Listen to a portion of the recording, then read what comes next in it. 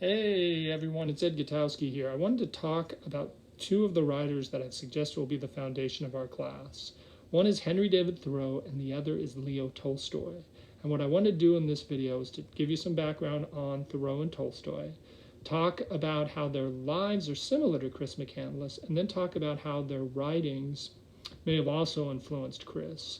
So in one sense, we can also think about this in terms of mythic criticism as well. So give me a second here. I'm going to switch over and I'm going to show you a picture of Thoreau, which I have right here. So this is Henry David Thoreau. Henry David Thoreau is one of the great American writers of literature. He's writing in the 19th century, 1850s, 1860s. And what Thoreau did was he was looking out at the mass of society and he saw people that wanted to make a change, but they were afraid to make a change. He saw people that wanted to speak out about social issues, but that they really didn't do anything about the big issues of their time. And remember, when Thoreau is writing, the big issue in the country is slavery as we're on the brink of a civil war. And so what Thoreau did was something that was interesting. He's living in the Northeast, he's living in Boston, basically sells all of his possessions, gets rid of everything he owns, and goes and lives in Walden Pond, which is outside of Boston, and decides to live off nature and makes all these observations of nature. And in his two greatest books, Civil Disobedience and Walden, he makes all of these great commentaries about nature and American democracy, and it became a sort of a classic work of American literature. So notice, just by looking and talking about Thoreau's background, we can see it's kind of similar to what Chris did. So then I want to go down and I want to look at the poem that we read for our class, and I'm going to read it to you to kind of help you have an understanding of it. But Thoreau said, "The mass of men lead lives of quiet desperation. What is called resignation is confirmed desperation." So we have to look at that first line. And in that first line, Thoreau said, "The mass of men lead lives of quiet desperation."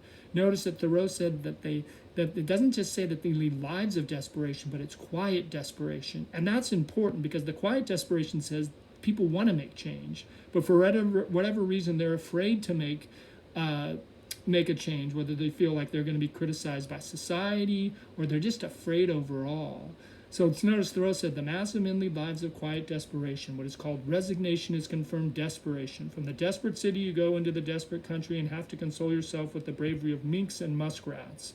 So notice what Thoreau is saying here is he's leaving the city, he goes out into nature and he sees these animals, and if they have more courage in nature than some of the people he knows in the cities.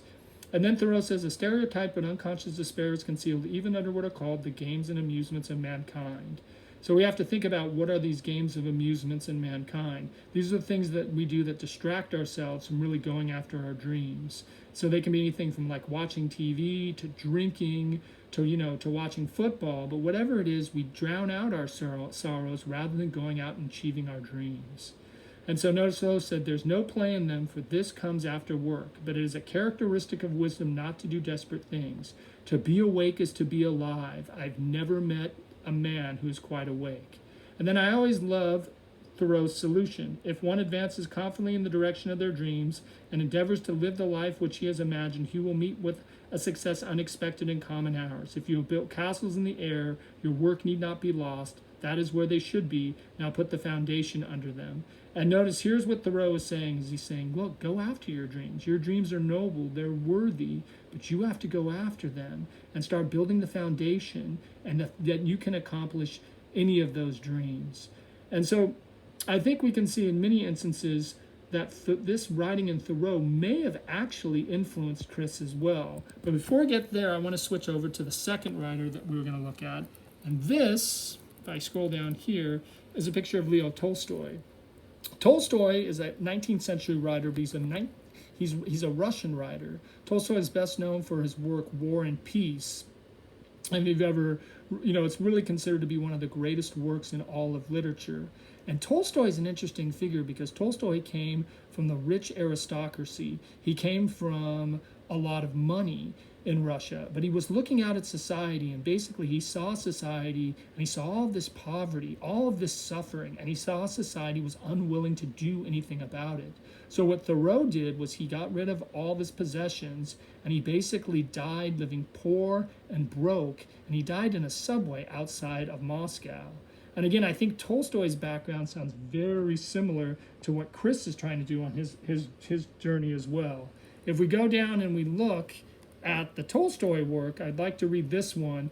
If there existed no external means for dimming their consciousness, one half of the men would at once shoot themselves, because to live contrary to one's reason is the most intolerable state, and all men of our time are such an intolerable state. I always think that this line relates to Thoreau's line that says the mass of men lead lives of quiet desperation.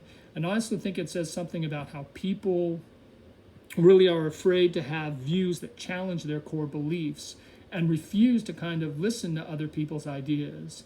It seldom happens that a man changes his life through his habitual reasoning, no matter how fully he may sense the new plans and aims revealed to him by reason. He continues to plod along the old path until his life becomes frustrating and unbearable. He finally makes the change only when his usual life can no longer be tolerated.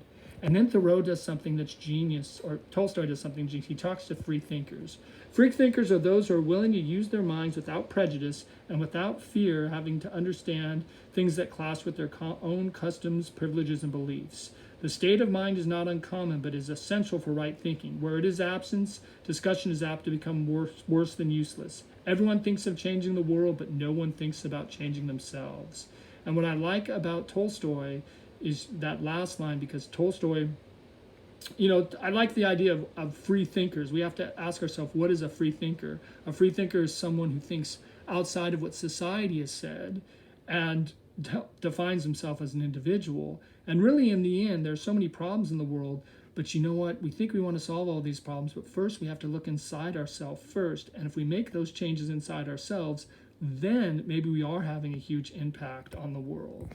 Now, I think these ideas very well could relate to Chris, but I want to look specifically at the letter that Chris wrote to Franz in Into the Wild, because if you look at that, it says, in the letter that Chris wrote to Franz, it says, so many people live within unhappy circumstances and yet will not take the initiative to change their situation because they are conditioned to a life of security, conformity, and conservatism, all of which may appear to give one peace of mind, but in reality, nothing is more damaging to the adventurous spirit within a man than a secure future. The very basic core of a man's living spirit is his passion for adventure. The joy of life comes from our encounters with new experiences, and hence there is no greater joy than to have an endless changing horizon, for each day to have a new and different sun. If you want to get more out of life, Ron, you must lose your inclination for a monotonous security and adapt a helter-skelter